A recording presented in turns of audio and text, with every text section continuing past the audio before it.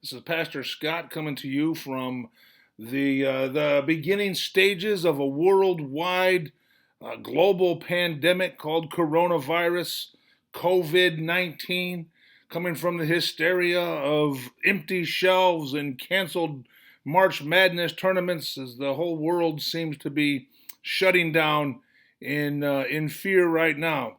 But there's a reality to this, and the reality is that many people have been sick, and it is a serious thing. And it looks like there may be a whole lot more people get sick before this gets any better.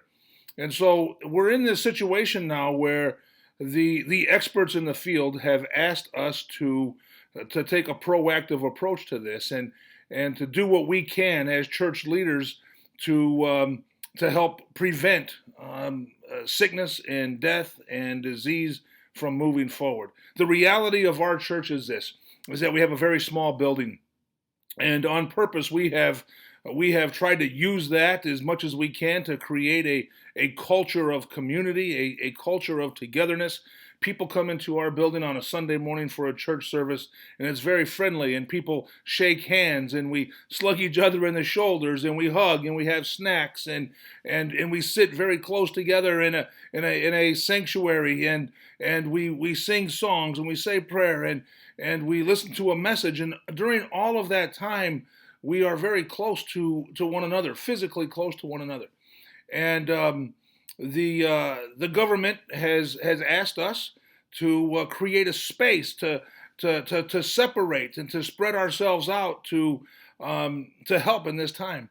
The reality is our building will not allow us to do that. We do not have enough space to spread out. And I do not want to be in a situation where we're trying to have a Sunday morning church service like we do at Renovation Church, and we ask people to keep their hands in their pockets and to sit 2 or 3 seats away from each other and to not touch each other and all of those kind of things. We don't even have the space for that. So, that being said, it's been suggested to us, strongly suggested to us, that we cancel our services, push pause on Sunday morning worship for the next 30 days.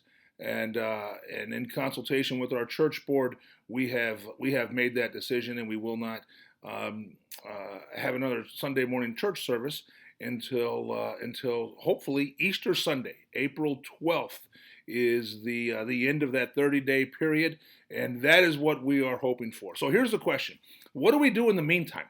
I want you to know that just because we're pushing pause on our Sunday morning worship doesn't mean that we are closing down our church. We are going to continue being a church, and these are some of the things that we're going to be accomplishing over these next 30 days. We are going to get very, very accelerated in this process of finishing up this transition of moving our church name from South Haven Church of the Nazarene to Renovation Church of the Nazarene. And we've got some things that we need to do with that. We need to build a new website. We need to update and create new social marketing and social media for that. We're going to be doing those things. We need to get our phone application transitioned over to Renovation Church. We need to have a new logo, new printing, new signage. We're going to be doing all of those things in this period of time. We're also going to be doing some badly needed repairs in our building, and some things that we would have a difficult time doing some of these repairs if actually we had a church service each Sunday. For instance, the ceiling in the sanctuary is in desperate need of some repair and updating, and we're going to be doing that.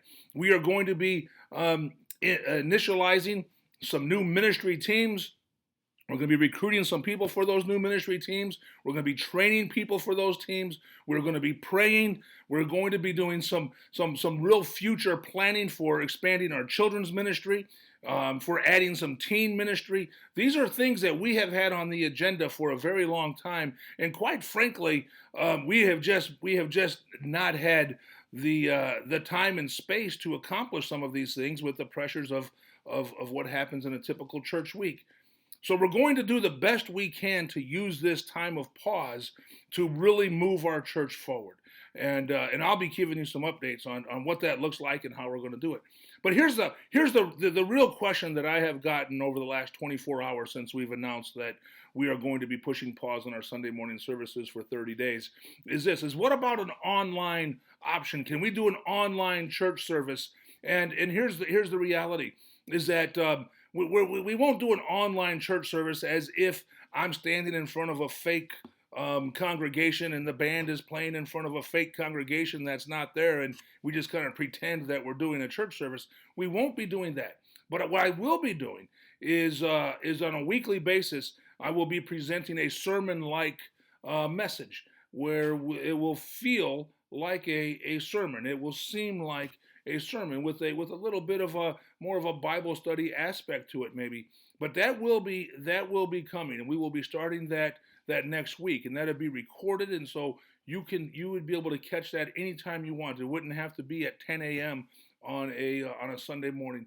And so here's what I really hope. My hope is that during this time of pause, as we are doing our best as a church to be good citizens in this community, to honor the authority above us that's asking us to create a some social distancing space and not to unnecessarily gather people together. As we are trying to be to honor that, I want everyone from our church to know that we are still a church and you are still part of this church. And I will be in more frequent communication than ever before with everybody involved and letting you know how you can get involved, what times we have for prayer and ministry and training and those sort of things. And so stay with us, hang in there.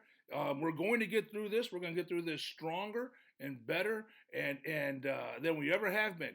And when this is all done and we are on to Easter Sunday, my hope is that Resurrection Sunday this year is like something we've never had before. We're literally resurrecting out of a 30-day pause. And South Haven Church of the Nazarene has now fully transitioned into Renovation Church of the Nazarene.